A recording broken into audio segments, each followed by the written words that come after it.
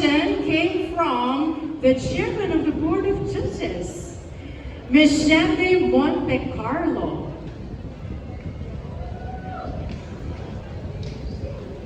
Now let me know if you'd like me to repeat the question, all right?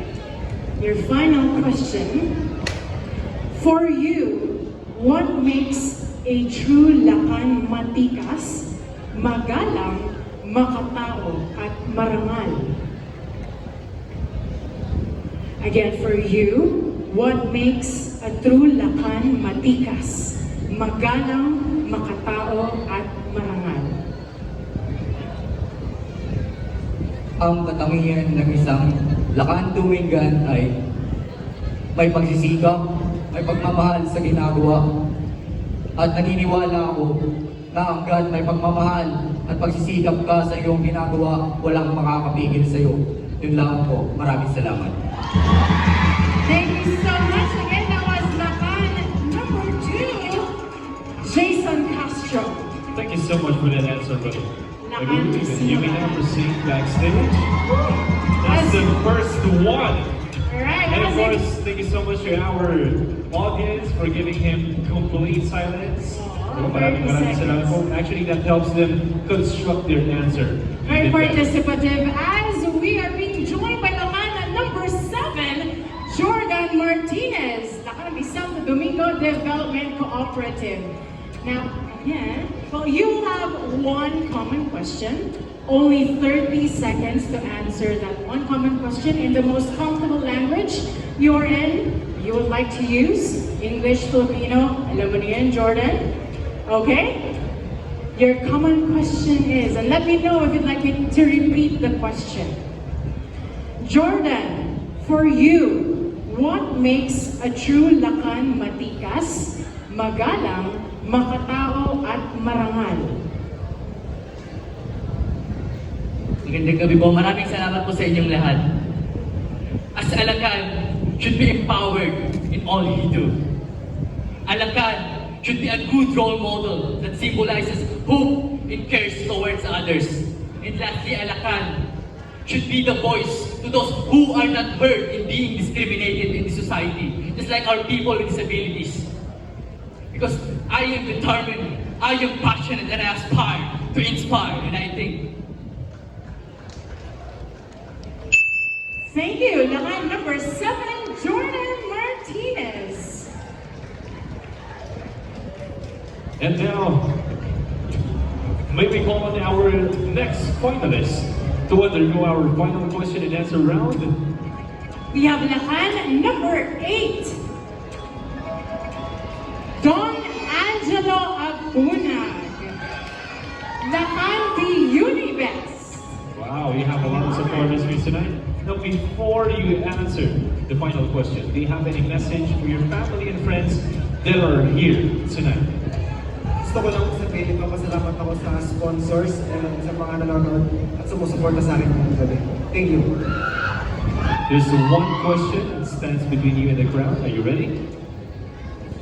Okay. Your question for tonight is, for you, what makes a true Lakan matikas, magalang, makatao, at marangal?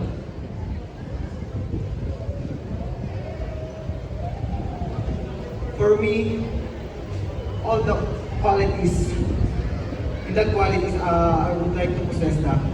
Being a courageous man. Because I've faced so many challenges and battles in my life, but one thing I have learned is to always stand up and move forward to life. Because I believe that if you heart and mind to face all your facing challenges, there's no such thing as a losing or failing. But a strong man will always remain succeed toward his dreams. Thank you. Thank you once again. That's Lakan number 8, Don Angelo Abunag. 3 down, 2 more to go as Lakan number 11, Gerald Aquino comes right up on stage for your one common question. Gerald? Good evening, candidate for Lakan number 11. Ano nangyayari dun sa pick-up? Yeah, we would like to know. Good question, partner. wala po kaming marinig because lakas po ng music. Nasira na ata yung eardrums ko. Don't Wala worry. na? Don't worry, I'll show you the question and I'll read the questions. Ayan. And before Kit does that, you'll have 30 seconds to answer one common question, this question. At syempre, pwede kang gumamit ng wikang Ingles o Filipino para sagutin ang question that will come from Kit Cortez. Are you ready? I'm ready. You should be ready. Yes, Anyway, your question for tonight is, for you, what makes a true Lakan matikas, magalang, makatao, at marangal?